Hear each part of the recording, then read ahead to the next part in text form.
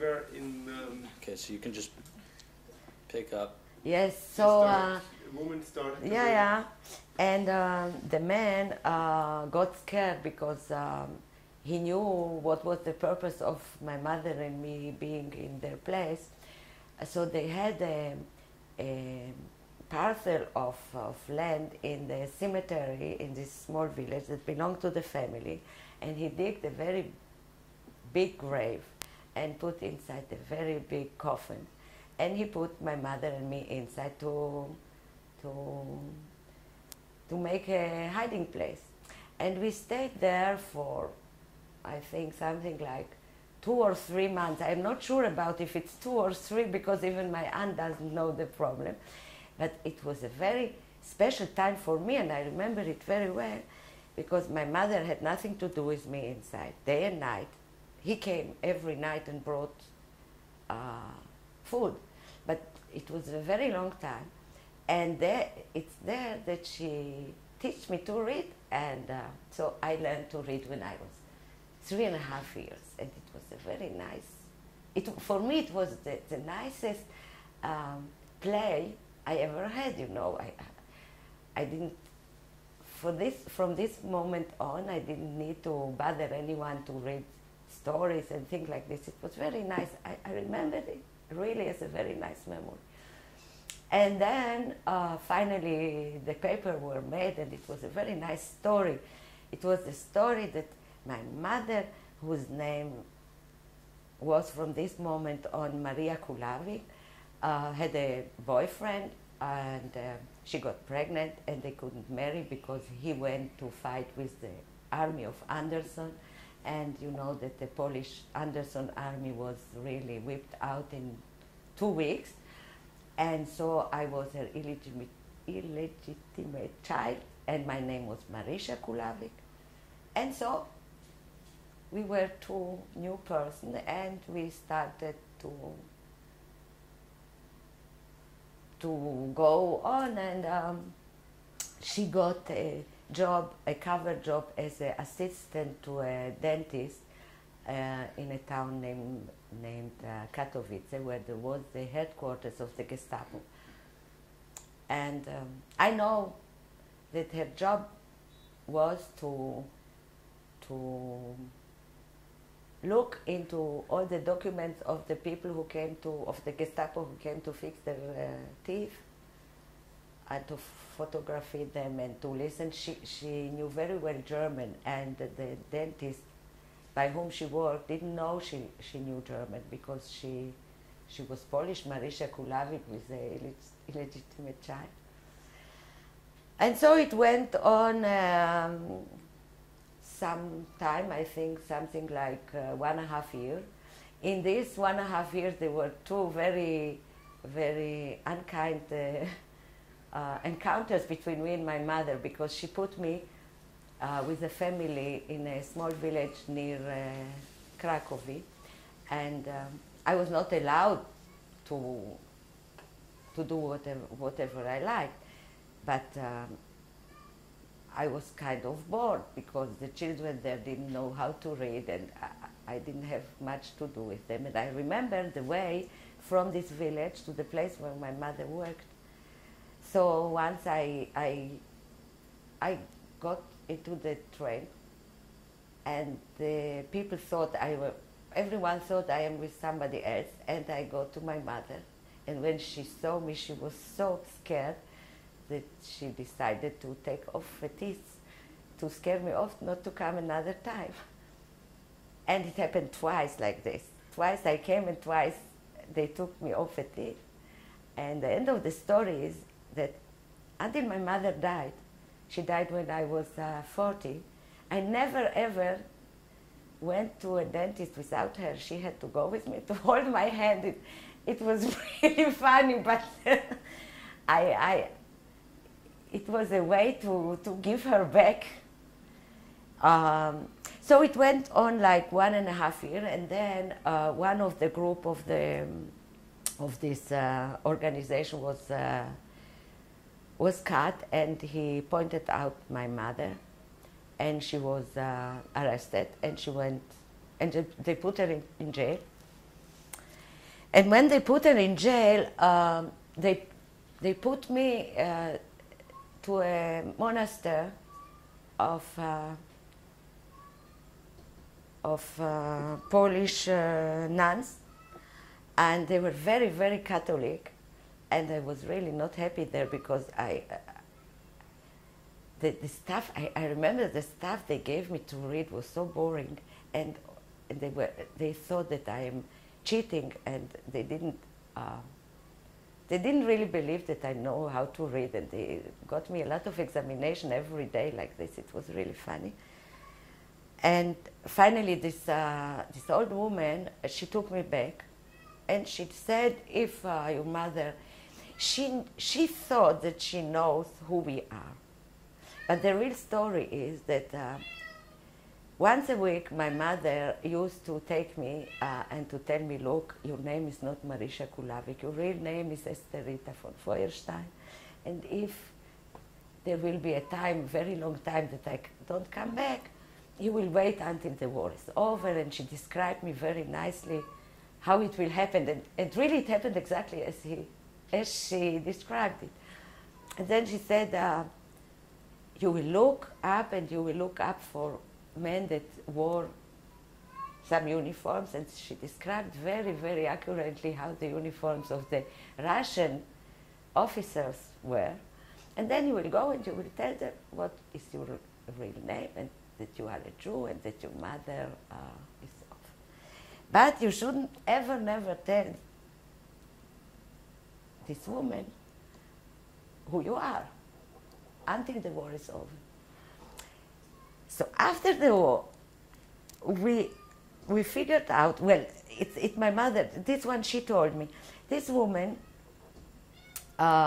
she thought that she knew who we are because, well, she sensed that my mother is doing something in direction of against the German and for the Polish. And so she said the nuns that she takes me home, and if something will happen to my mother, she will raise me with all her grandchildren. And so I came back. It was, if I recall well, it was something like 2 months before the war ended, because it was December. This I remember of my own. It was December, it was Christmas. And the old woman with her son and her grandsons, they went to church, and I stayed at home, and I was not allowed to open the door because it was war. And then a time after they went away, I heard someone knocking on the door, and I asked who it was, and on the other side, the voice of my mother said, I'm your mother, please open. And I told her, I'm not allowed to open. Tell me something that only you, as my mother, know. And the voice said, your name is so-and-so. And then I opened the door, and I remember her. It was like a big, rare steak. She was covered with blood from top to foot. And after that, I heard a story that the Germans started to evacuate all the political prisoners from east to west. And they put them into very big trains. And my mother thought that her cabin was not locked. So when the train started to move, she tried to open it, and it wasn't locked. And so she and a friend of her that lives now in, I don't know if she lives, but in Australia, they jumped out. And once they were out, in Poland in December, in Christmas, there is 2 meters of snow. It's really like jumping into a good bed. They jumped, and Halina, the friend, she went one direction, and my mother went the other direction. And she came in the middle of the night to this place. And only 2 weeks later, when the Russian already came into this area, they found out that she had broken hands, and she was really in very bad shape, but she didn't know it because it was such an achievement that the spirit of achievement was stronger than the pain. And all this story that I am telling you now, I didn't hear it from my mother. I did hear it from Halina, the friend. They were together in the prison. They didn't know one who the other was, but Halina was very impressed that my mother had a daughter. So she asked her about the daughter and things like this. And after the war, they met, and years after, I think we already were in Israel, that Halina came and she brought a book that Halina wrote about their experience. And so I read in the book the story of the prison and the jumping from the train and all these things. My mother never told me about it. So this was the end of the war, and my mother thought she didn't do enough, so she joined a special department of the Red Cross in aim to help to locate Jewish children that were lost. And so she worked there, and looking for Jewish children that were lost, she found her sister, that is my aunt that lives in Israel, and a cousin of her that she married afterwards, and he's the father of my half-brother. And this is all the family she found. Well, so now really I have but it might sound curious, I don't recall my childhood as bad memories, because I was always very, very well treated. I was always very important. For instance, with the old woman in Clermont-Tov, where we stayed, I was the only person that knew to read, and all the letters they got, I read them, and I was so cherished because of it. So it's not a real Holocaust story. It might be also a story of someone in China, you know. Okay. Hold on. How are we doing with light? No. Rolling? The way to white balance? I'm running. Okay. It says, she wrote here, during the siege of Budapest, we were in an air raid cellar with my daughter. She was our guardian angel. In the convent, she learned that she was not Jewish and learned all the prayers in Hungarian and Serbian. So during the selling, she could pray together with the others. Our papers didn't show that I was her mother and her grandmother was her grandmother, but she played her role perfectly. And so we avoided being caught. Tell me, you went through the same thing. You had to lie about your name. I was very good at praying. Yeah, you have first-hand experience. Tell me how you were able to do it and how my mother was able to do it at such a young age. How you know to lie and what it was like to... Tell me what you think it was like for my mother and what it was like for you. Well, I really don't know. I think that children like to be actors, and it's not difficult for a child to do very well what he's told to do, and I think that every child would do it. There is an awareness and a very, very good linkage and a very good communication between a child and a mother. I don't know if it's the same, for instance, between a child and a father. I often thought about it, that perhaps it's not, because it's some biological thing. But when I recall, I did it because my mother asked me to do it, and I was absolutely I was sure and certain that what she asked is very important, like don't put your hand in the fire or think like this. So, and I don't think it has to do something with telling the truth and lying.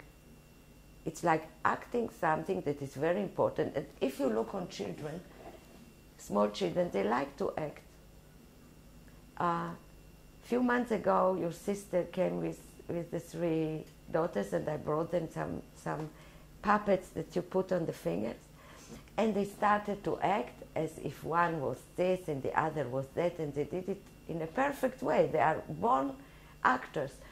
So I think that our mother didn't have any choice, and they did it without investigating. But they were very lucky that it's a role the children like to play, and they do it very well.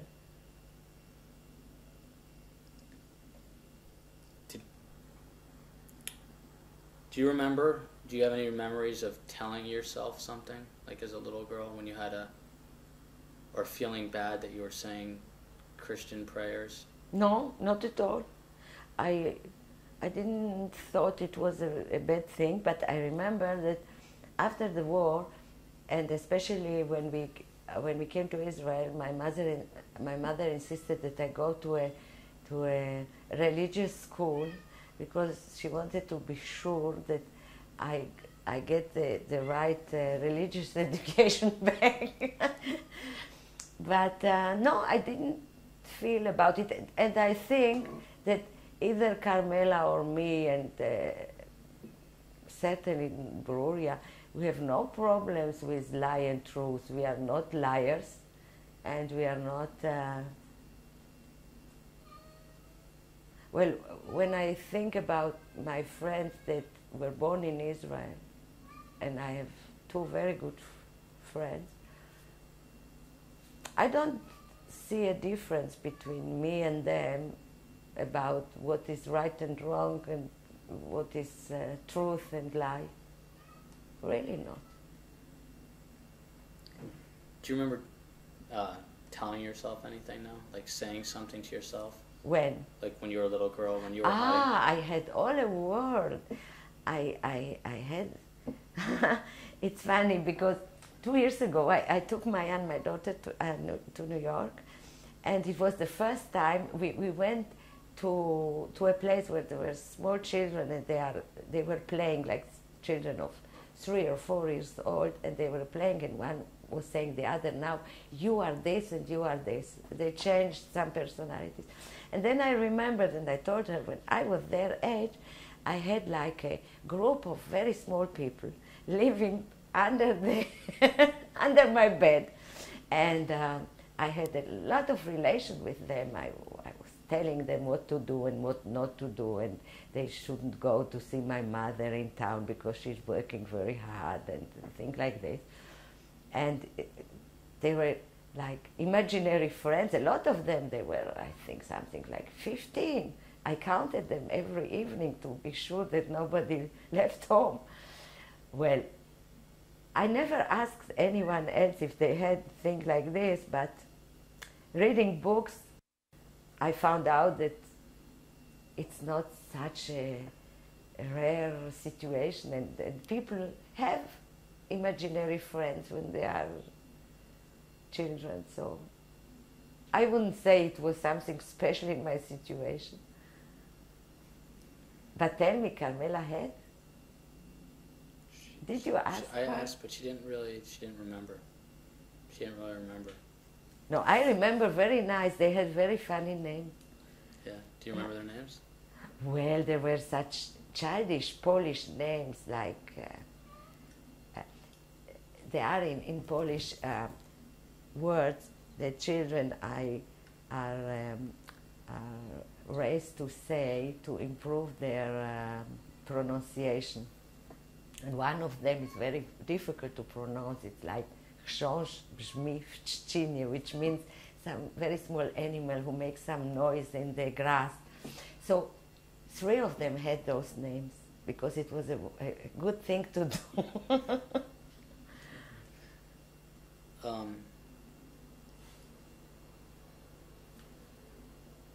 the other similarity,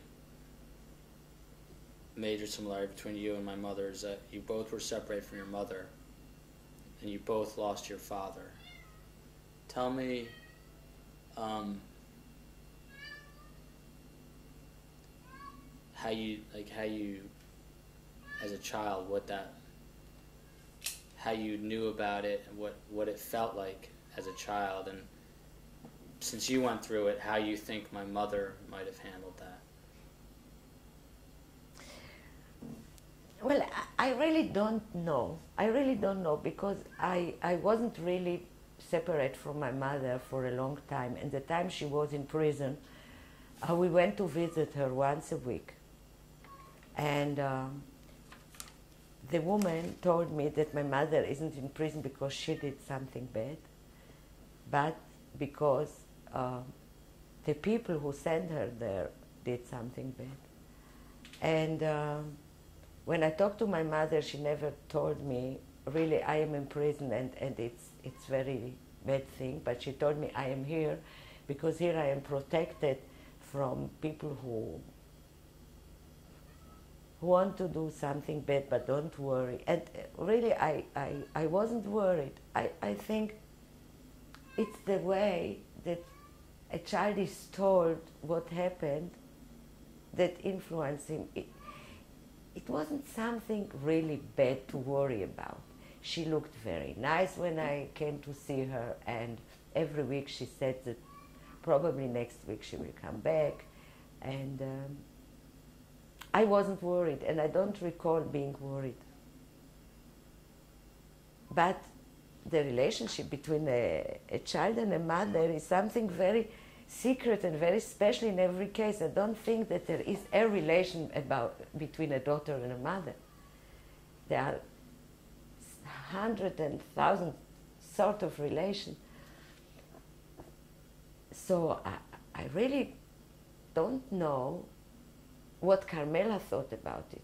I know only that we talked about it in Geneva when we were students, that for instance, we used to say, oh, I will never do it, it will kill my mother.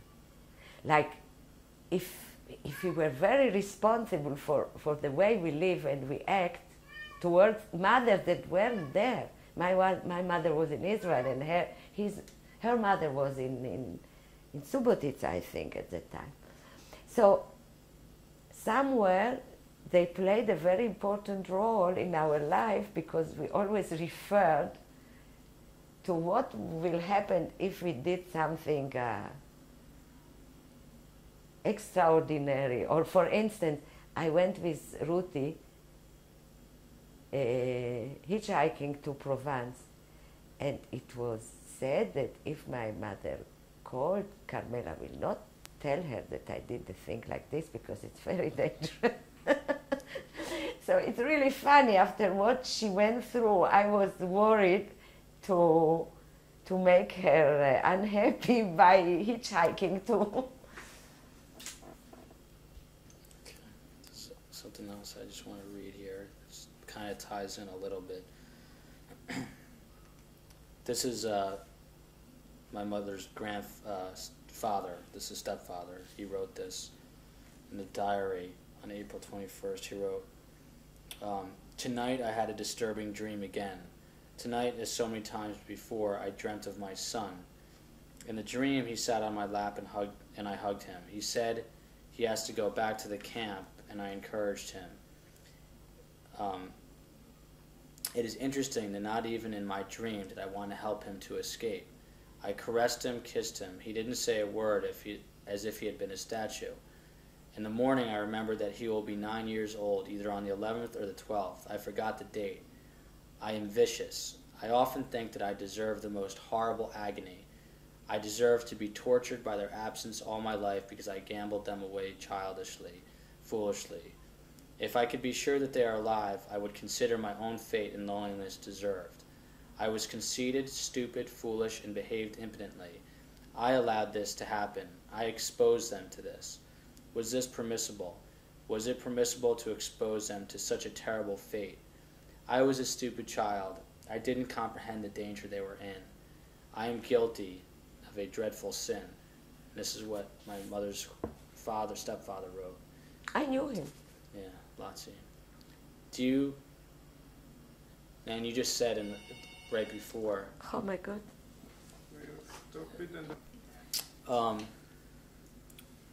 Guilt. Guilt of whom? Here in this case, what Yes, I just I read, understand, he feels very but- guilty that it was his fault. So, I guess two questions. Do you feel, or do you think Carmela feels any guilt that you survived and other children didn't survive, or other people didn't? Do you ever feel guilt about that? No, I don't think, and I am sure that Carmela does not think Can you it say it in a either. sentence? Well, I don't think that we should feel guilty that we survived, because we didn't do nothing. We didn't do nothing about it. Not me and not Carmela, and I am quite sure that Carmela thinks the same thing. It's not like, for instance, her stepfather, who might have thought that perhaps he could have done something. We couldn't do nothing. And in my case, I think that my mother did more than possible about it.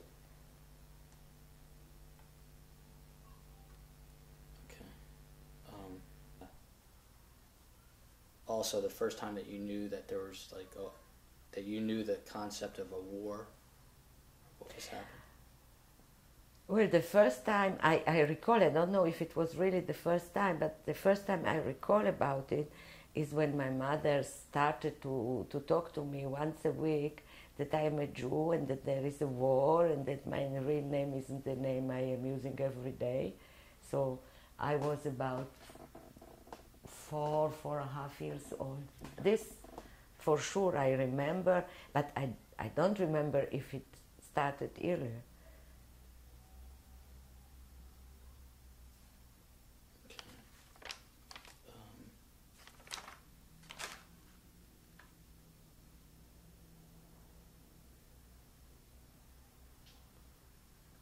Okay, I didn't know a lot of this stuff, so one of the things that really stands out about interviewing my mother and my grandmother, and I interviewed my uncle too, but my mother and my grandmother, after the war, when it ended, Carmela went back to Subotica, but for me this was really hard to understand. Carmela never, ever, to this day, asked her mother what happened to her father. And my grandmother never told my mother. She just heard about it. Well, it's quite the same thing. I knew what happened to my father because I asked the best friend of my father, who was a doctor, a gynecolog, and he assisted my mother when I was born, and he assisted me when Adam was born. And even though he was not our family, as he was the closest friend of my father, I always called him uncle. And I asked him several times. I knew who he was because my mother told me, look, Shayek was the best friend of your father. And I kept asking him from time to time. He was really not cooperative. He always answered me that I have to keep on living my life and not to dig in the past because I can't change the past. And he acted the same towards his own children. He has a daughter and a son. But when I finished my military service and I went to Switzerland, I told him that I really now it's serious and I would really like him to tell me what he knows. And then he told me about the shooting at the university in Krakow. And he said that the day after he left, because he thought that they will find out that Bedrich von Feuerstein was a Jew, and then that his friend was also a Jew, so he left. And this is all I knew, but I'm not sure that my mother knew it. I'm not sure that he told my mother. And as I said, I never talked to her about it, so I don't know if she knew, but I know it from him. And he also told me how there were students. In the same occasion, he told me a little bit about him, how they both came from very special families. You know, it was the time of the of a movement in the Jewish community in big towns to what they called be Jew at home and a Gentile outside. So every family started to send their children to universities and to, although they were at home religious, and he told me a little bit about how they met, and it was a very nice story because it occurred that my father and this Dr. Handler, they were roommates and they were friends and they were sharing the food exactly as Carmela and me, and he knew about him much more than I thought, and he knew also about him having two brothers and a sister. And so after, when I found out that my father had two brothers and a sister, I went back to my mother and I asked her, how does it come that you never told me about the fact that I might perhaps look and find them. And then I took the decision to go back to my name, because during the time I was adopted by my... Oh, merde, you have to open the door. Hold on a second. It's okay. Okay. We're going to move along here. After the war, Carmela went to back to Subotica, and she says she had a good childhood, good growing, adolescence and everything, but she said she really hated it too, because all she ever heard from the age of 5 on was about how everyone died, everyone was killed, and every time she went to the synagogue it was about the people who all died. And she just said that she didn't want to, that's why she thinks she left home at 18, because she just wanted to get away from that. I was wondering how your experience was compared with that. No, after the war, we went to Bayreuth, which is a very nice town in Germany, where Wagner was born, and where my mother continued to work for the Red Cross. And all the people who came to our house were talking about going to different places to start up a new life. And my mother said she wants to go to Israel, because she doesn't want her children and her grandchildren to be outsiders in new countries. And that I remember very well, but I had a very, very luxurious childhood. I had a nanny, and I learned to speak languages and played the piano and whatever. I never went to synagogue. And then we came to Israel. And in Israel, I went to school with children that were born here. And I went to the army. And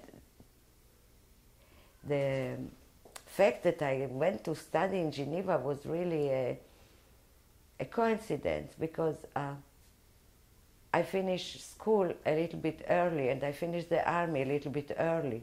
So I was 17 instead of 18, and they looked for a stewardess in the Israeli pavilion in the International Exposition in Brussels.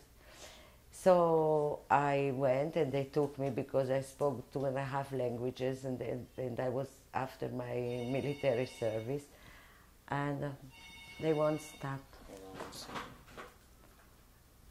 הלו. הכל בסדר. טוב, ביי ביי. snooze. I don't know why I can't do like this. It will be much better. Is it going to make noise though? So I would just finish. So I went to Brussels, and before leaving, I made my application to medical school and to architecture. And my mother phoned me that it's all right, I can choose either one or other. And then I met in Brussels a very young lady who was an architect teaching in Zurich. And I thought it might be a good idea to start 1 year in Zurich in architecture to know what it is. And I started in Zurich, and I didn't like it because it was very German. So I went over to Geneva to see how it is in Geneva, and so I stayed in Geneva. But I didn't run away from anything. How two questions, and two in one. Like, number one, for me, it's a surprise that my mother ever went to college, because she grew up in a little, like she says, a peasant town in Yugoslavia. So I want to know if you were expected to go to university, and number two,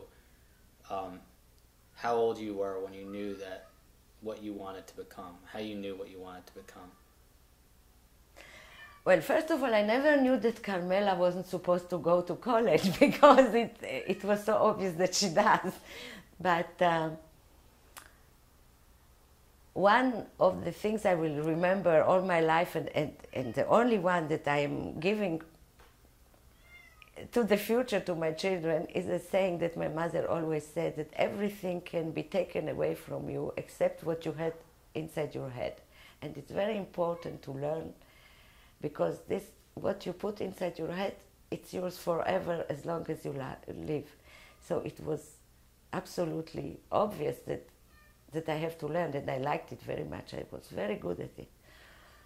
About architecture, I think it was we call it in Hebrew dafka, which means, as my mother started to study medicine, and she was sure I will study medicine, like I was supposed to finish what she started. And I think that it was the only thing in my life that I decided that while she likes it so much, and while she's talking about it so much, I will try something else. And as I was painting from the age of 12, 13, I thought it might be a good idea to look for something that has to do with painting and biology. And I thought I would study a garden architect. And then I thought that to study something that is very special, it's not interesting enough.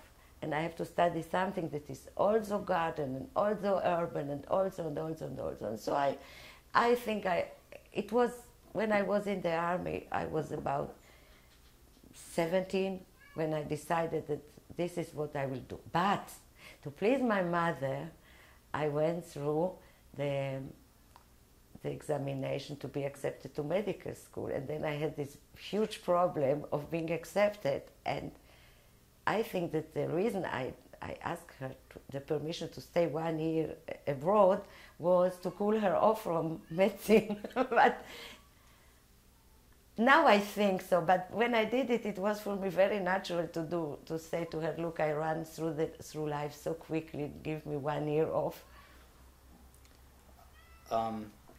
You talk about your mother a lot, and my mother always talks about, or argues with her mother all the time.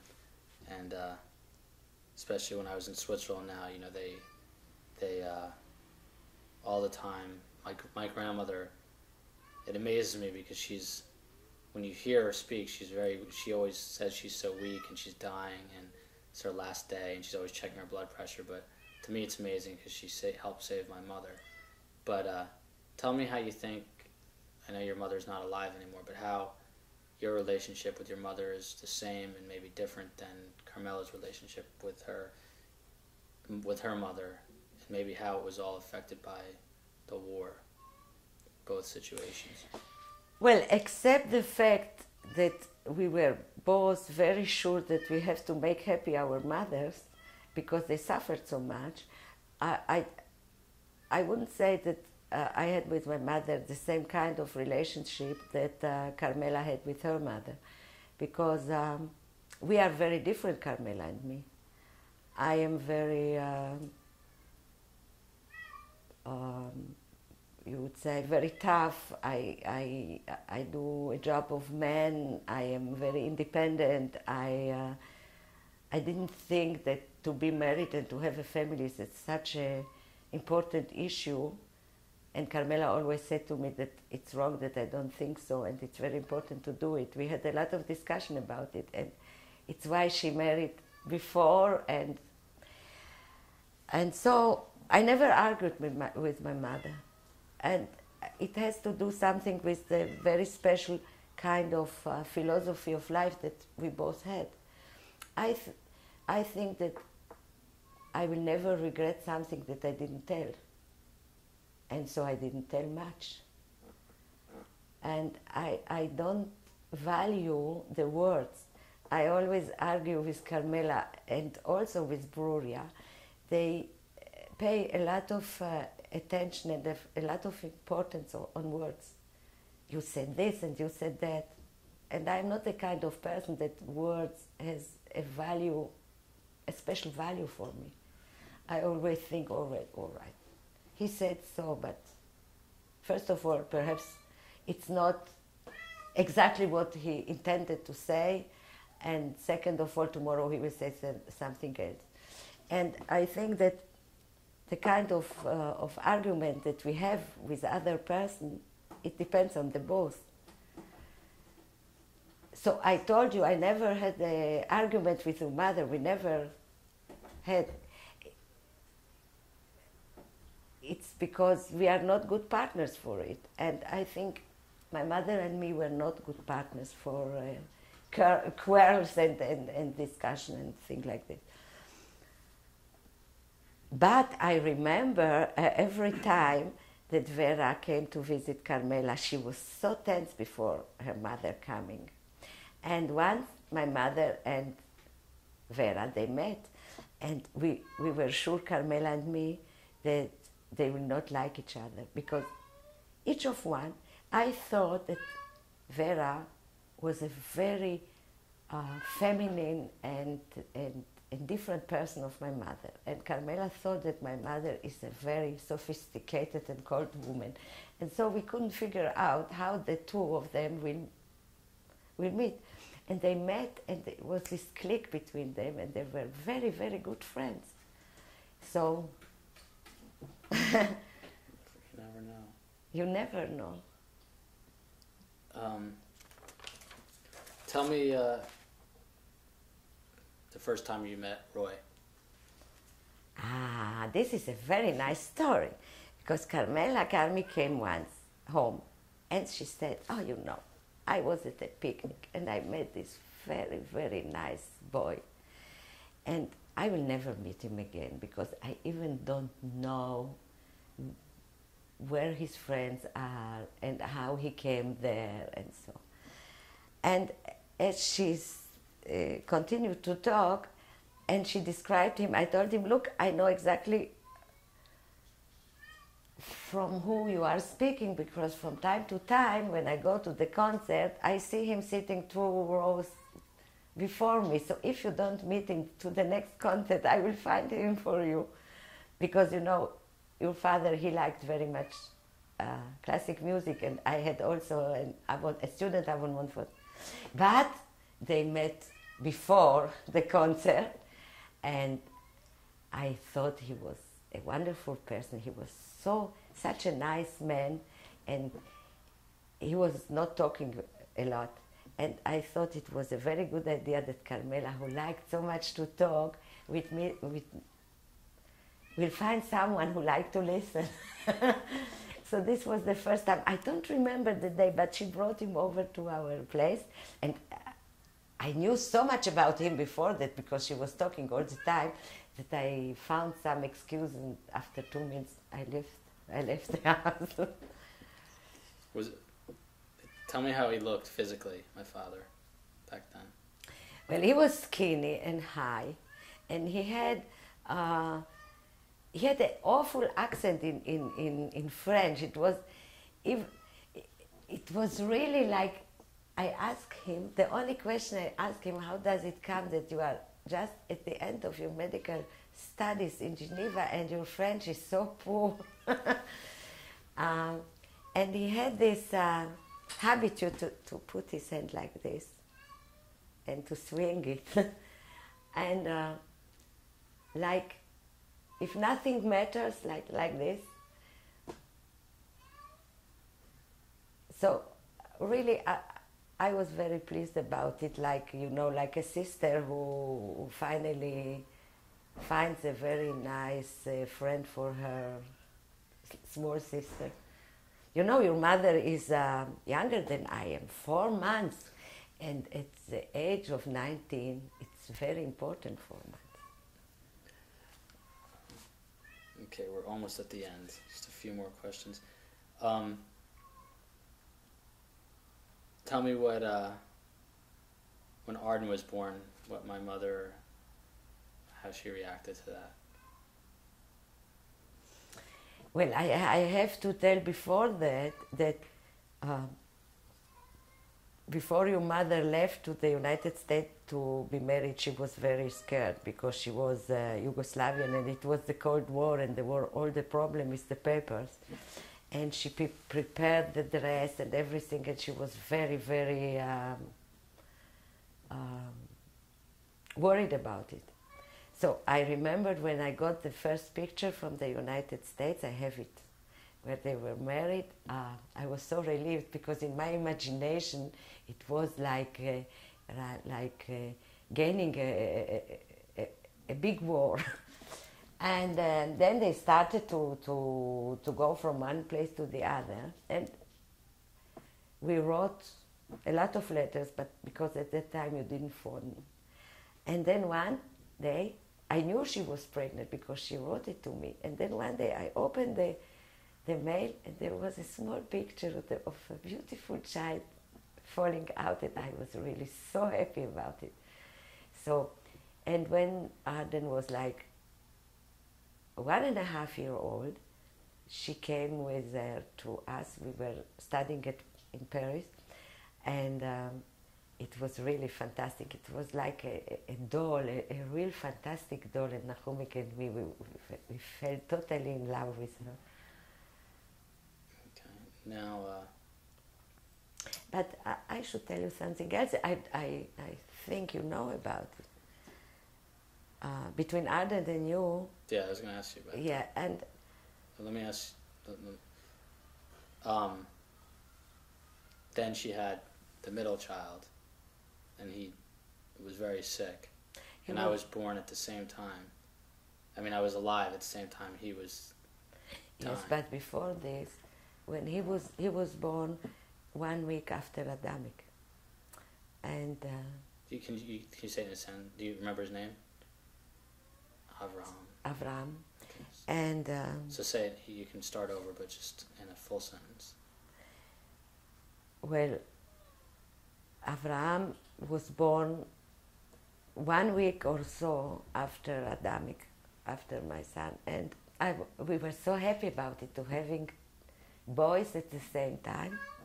And it was after the 6-day war. It was really very euphoric for everyone. I was feeling like if the Messiah will come tomorrow. All the situations that was in Israel.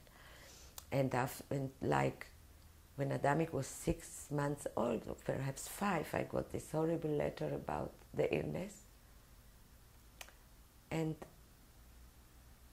I really felt, it was perhaps the first time in my life that I felt guilty, that I am so happy having a son and that she has such a horrible time.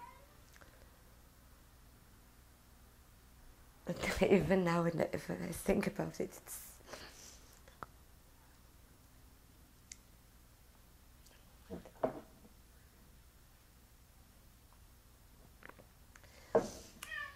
then there was really something that I never understood. They decided that life must go on. And they came to Israel, and I talked with Carmela, and your grandmother was here the same time. It was a summer. And she said that there is a way of getting pregnant again, and she can make checking in Washington about it. And she asked me what I thought about it. And I said to her, look, I really don't know, but I think if you have the courage to do it, you should do it. And then she wrote me that she's pregnant and everything is all right.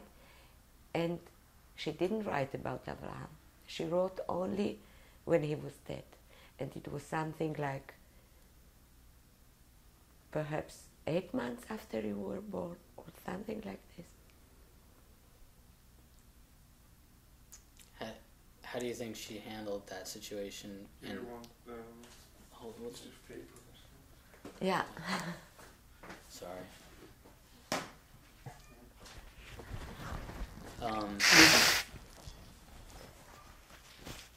How do you think?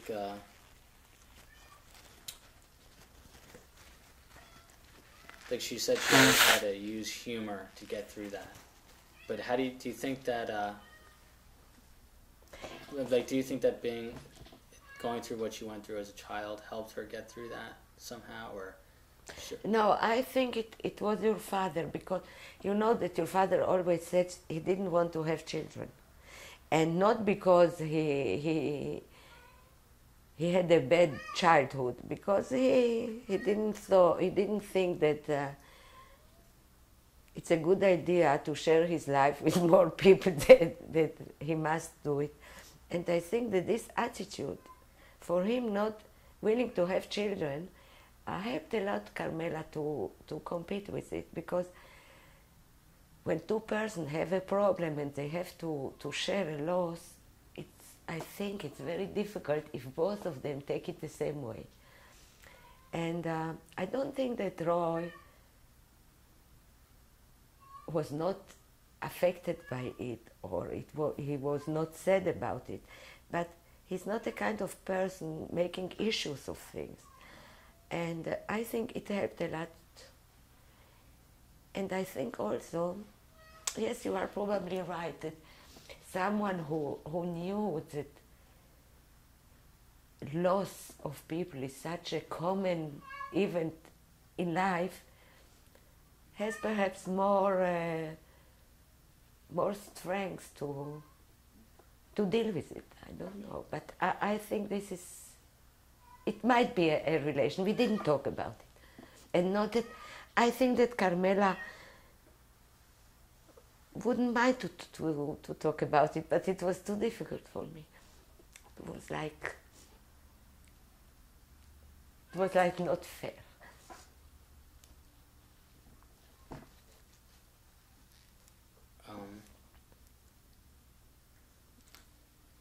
Now, pretending that I'm not here, you can pretend that you're talking to Ronnie. And I know about my mother and how she was afraid to touch me and stuff, but talk about how she felt when I was born and her after what happened. Well, she was. I think she was the happiest person in the world when it happened. I think the first phone call in my life that I had from the United States is when she brought you home. Because at that time, speaking long distance call was something you didn't do. And well, I think it was the first call that she called me. What did she say? She said that we have a son and he's all right. I remember, he's all right, and then she never mentioned any more problems about it until Arden was married. Then she was a little bit scared about all the genetic problems, and Okay, we're getting to the end here. Getting to the end now. We've got another 5 minutes on the tape. Can we? You want to? Let's 5 just. minutes? You can change the world in Okay. 5 minutes. Wait a moment. Yeah. 2 moments. נחומיק, עוד